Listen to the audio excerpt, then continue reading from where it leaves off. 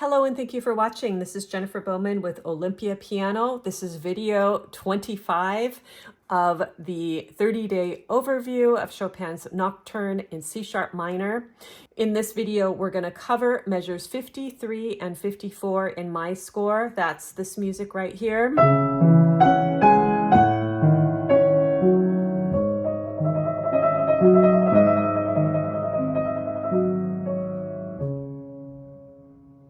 So we're coming back to more familiar harmonies, not so much tension. We're going to start with, in the left hand, our one chord, C# minor, and then our next chord, if I put that A up here, it's our 2 chord, diminished 2. We've already seen these just a few videos ago. We have G#, 7, sus4. Remember that sus note is going to resolve to the 3rd of the chord, which it does, so G#, 7. So minor 1, diminished 7, 5, 7, sus4, 5, 7, and then it will resolve back to 1. And then we're into our coda, which is the final section of the piece. Fingering and technique-wise, we'll have 5, 4, 1, 2, kind of the larger circles for the louder section.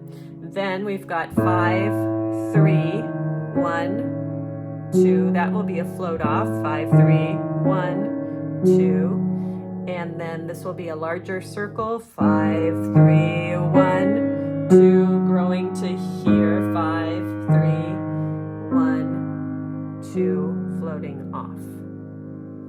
Right hand, we're going to start with 3, 3, 4, 5, 4, 2, and then 1, 2, 3. This is a really difficult trill, I think.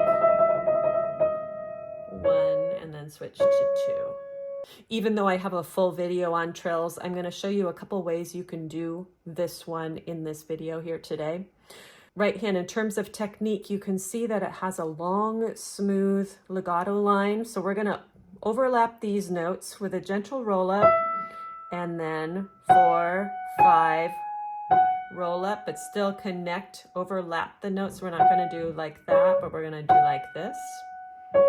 Then lift and move, get the new angle and position for the trill. You want to set the trill with a down motion, and then you're going to jiggle back and forth, hands very close to the keys. And then I'll talk about how to end it when we have the hands together. Let's put the hands together for measure 53, and then I'm going to give you a few options for the trill, okay? So hands together, measure 53.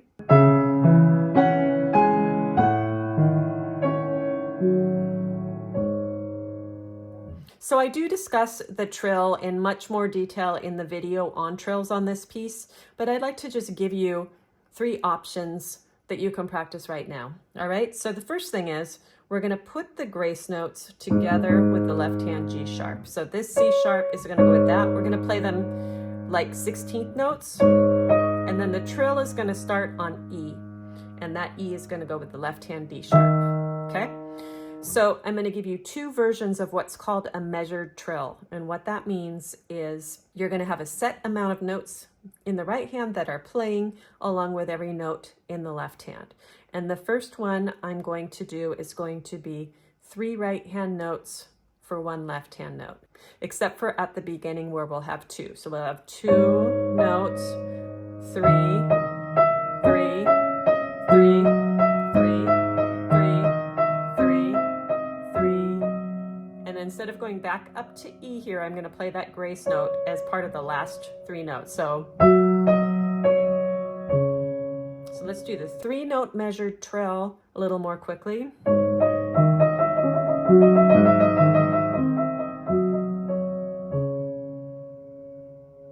Or alternatively, we can do a 4-note measured trill. We'll start again with 2. 1, 2, 1, 2, 3, 4, 1, 2, 3, 4, 1.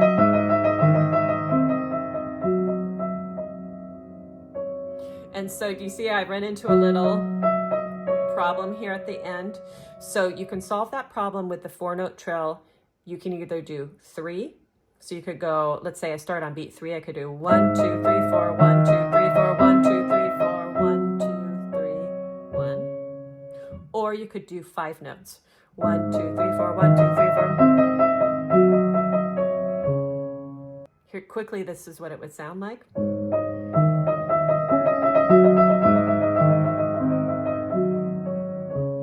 Or with the 5-note version.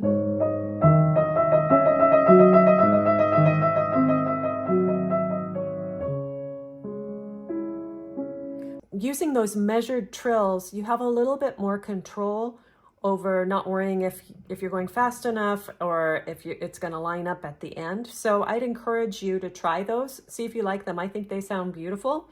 Or the other option is to play what's called an unmeasured trill, and that's the ones I've shown you thus far in the video, where you're just kind of, you get anchored and then you're jiggling back and forth.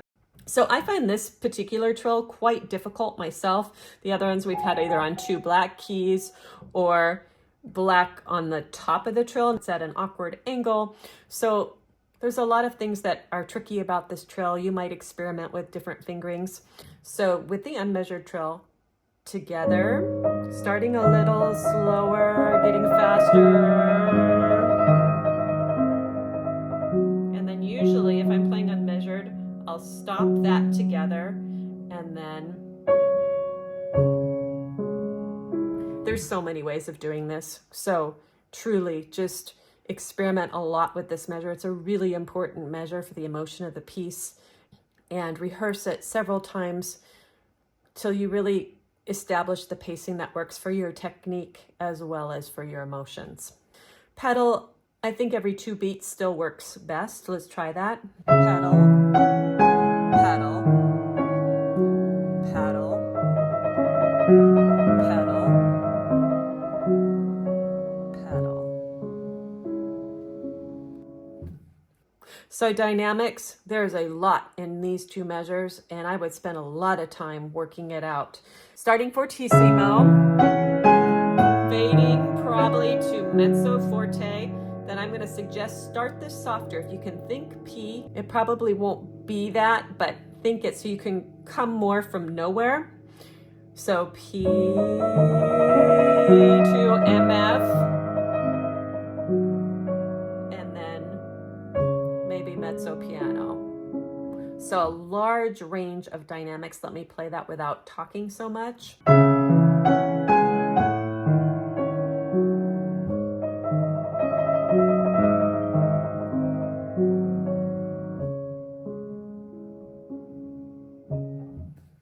One real tip, as I'm doing this trill a bunch of times, is so hard. You really want to keep your fingers touching the keys to the best of your ability. Don't let them lift up too much.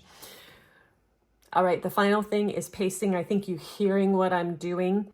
We've come from this appassionato. Whether you've played the appassionato moving forward, kind of cascading through that, here is where we're going to slow down. I know it's not written in the score, but because we have to wrap things up and get to a softer dynamic, we just need to slow a little bit to let the sound die out.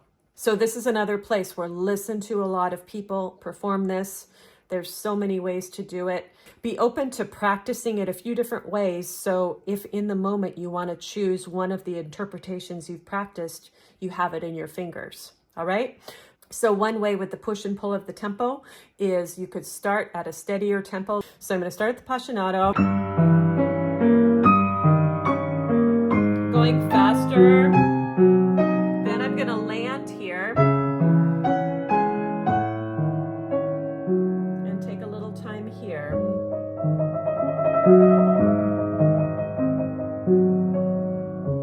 And slow down at the end. I know there's not a huge retard written in there, but the music feels like it wants to wind down there. Here's how it would sound if I played the appassionato in the more majestic, grandiose way. I think this works really well as well. So, appassionato, majestic.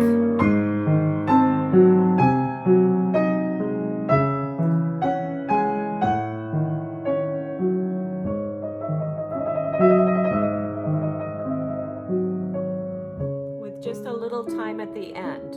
Also works great.